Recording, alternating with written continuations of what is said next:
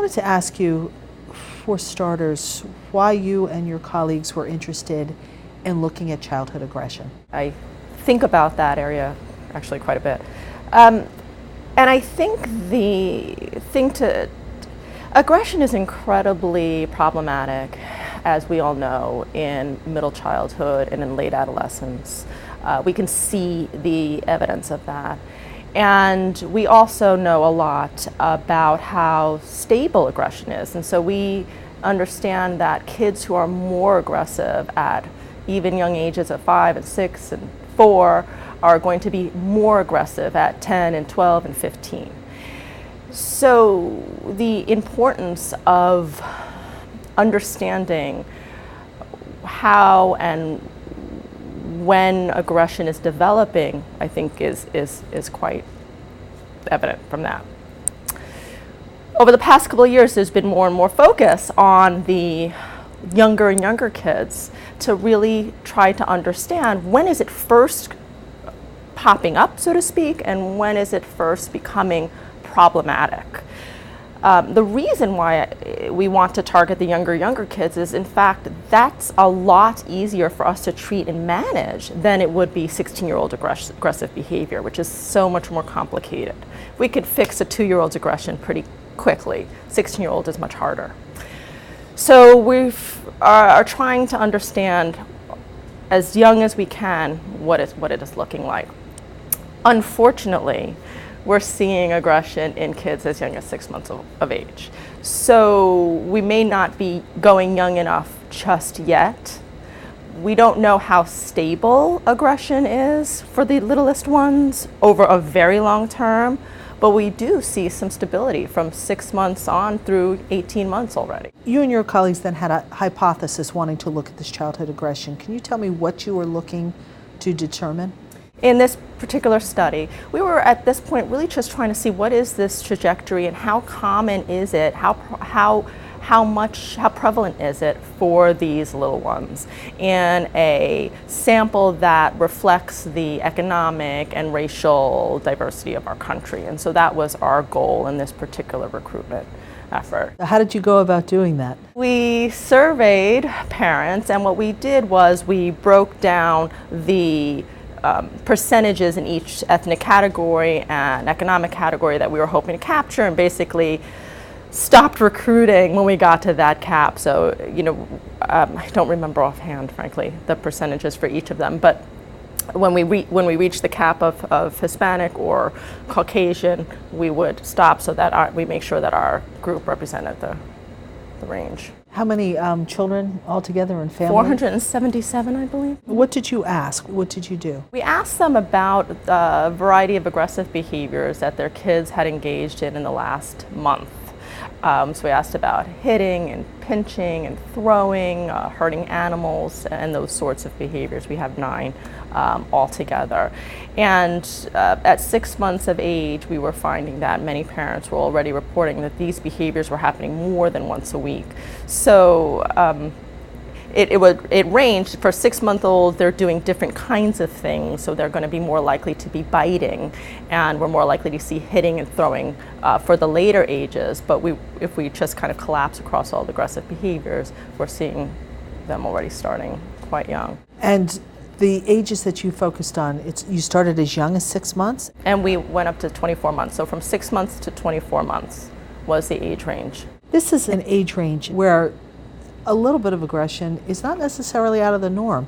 What is normal? What is over and above? To some extent, the big take home is it is really normal.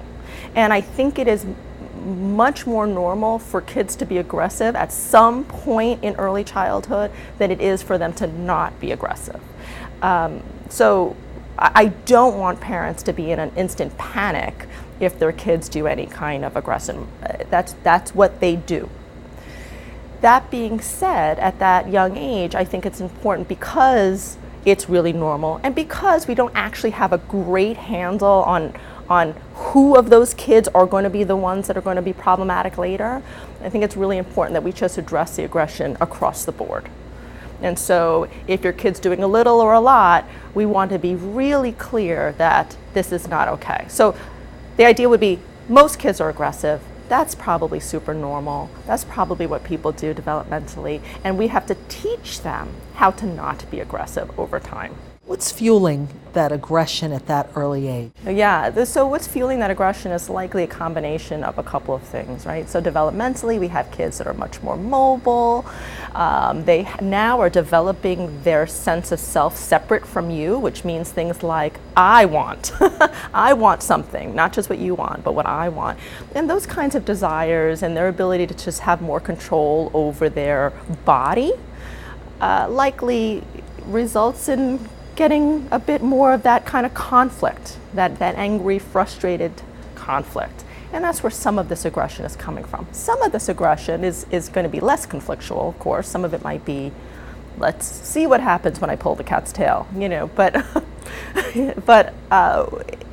what we're likely seeing is kids trying to exert their own will and figuring out how to do that, how to navigate that. So let's talk about that for parents. What should you look for? Again, what specific behaviors, and how do you address it? I think that any aggressive behaviors, and what I mean by that, it would be something outside of play. I mean, we're play wrestling. That's not what I mean by these sorts of things. But pulling the cat's tail, hitting your sister, biting, any of those behaviors, we want to come in very early, firmly with no hitting, no biting, whatever that behavior is. And probably that's enough for the very first time those sorts of things are happening.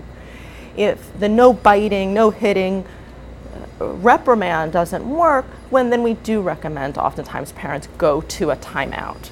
And that still seems to be the most effective way we deal with early aggressive behavior. And timeout means calmly separating the child from whatever was fun and exciting for them and having them sit aside probably for about 1 or 2 minutes. Now, some of these kids are super, super young, 6 months, 8-month-old biting. You could do a timeout, but that's going to look a little different. That might look a little bit like no biting and then just move them to the side of the fun for a moment.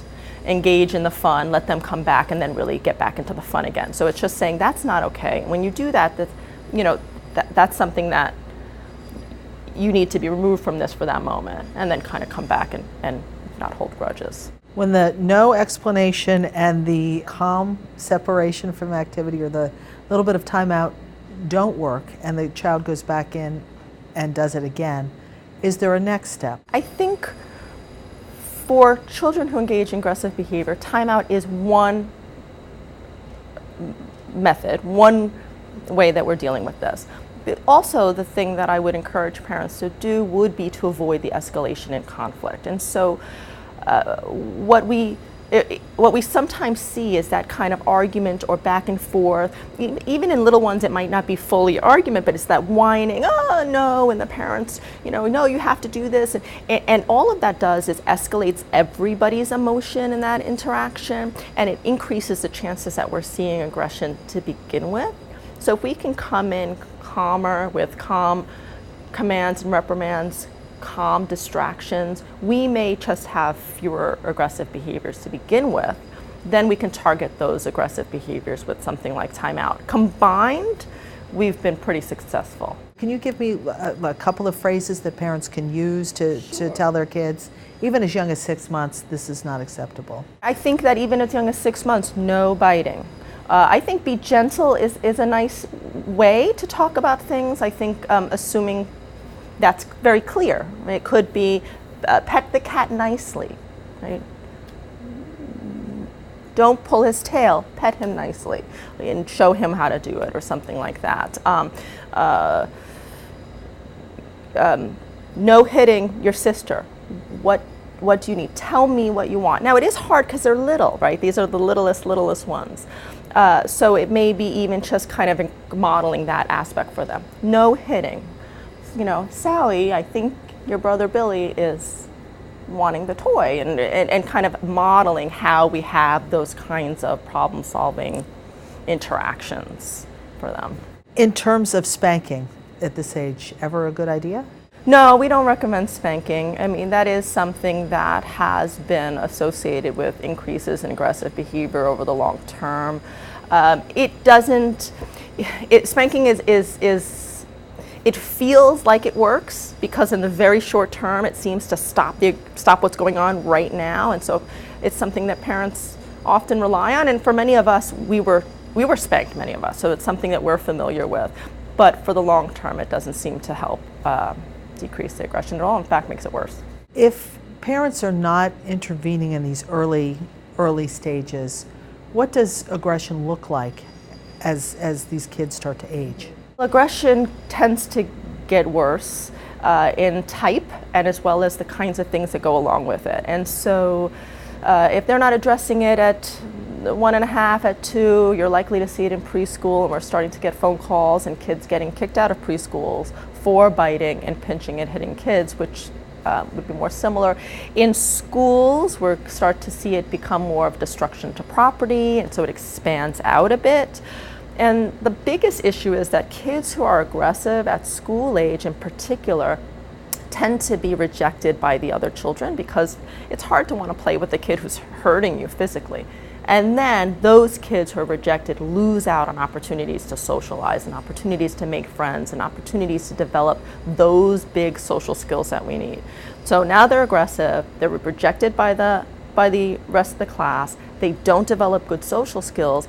These are the kids who are going to have a really hard time in later childhood and early adolescence, right? These are the kids who now don't have a social friend group to support them and guide them, and they never really had an opportunity to develop those kinds of skills. So it actually becomes really problematic when they're older. Was there anything else from the research, Tamara, that I didn't ask you that you would want people to know? What I would really want parents to take home from this, and I do think we spoke about this a bit already, is it is normal. However, it could indicate some long-term problems. And because of that, I think we do want to take it seriously and address it early. Addressing it early at this age means it's much less work for all of us, actually, for the parents themselves. If I can get that aggression after 1 bite or 2 bites, it's going to be a lot easier than if I'm dealing with it after 17 bites. That being said, if they're 2 and they've had their 17th bite, we're still okay. We're still in good shape if we come in and attempt to address it. So we still have a lot of chance, a lot of growth. The younger ages are my favorite for those reasons. For what reasons? The reasons that we can come in and really make change, really impact them simply and effectively, and perhaps really avoid some of these longer term problems.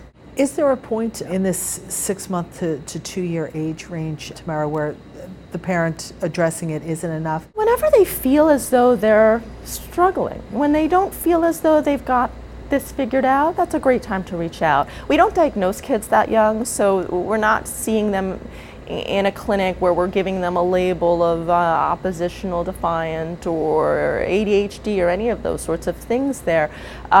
So they don't have to fear that coming into the clinic means, oh my goodness, we're really going to find out that their kid is. So when they just feel lost, they can come on in. And sometimes it depends on where they go, obviously, but the intervention could be brief at those younger ages. So it doesn't mean they have to come in for years and years and years either. They should be prepared that whatever they seek, the intervention will be focusing on them. So it's going to be focusing on them and how they interact with their child in ways that they could foster pro-social behaviors and decrease the aggressive behaviors, and that will be the target. Is there a next step for your research? Are you guys looking at broadening age ranges or looking at any other avenues? Yeah, the next step in our research is a couple of directions, and one is really to get a better understanding of what exactly is going on and how do these behaviors look a bit different at those different ages, so that we can guide parents a bit more and really get the flavor that sometimes surveys aren't really getting, right? What do they look like in context? The other one is to have a better sense, and I think this is what parents would want to know, what are the factors that are associated with the stability of aggression, in that what can we identify factors or variables or issues or concerns or stressors at those younger ages that are predicting who's going on to be more aggressive and who's going on to be less aggressive. And so that would be our big target at that age.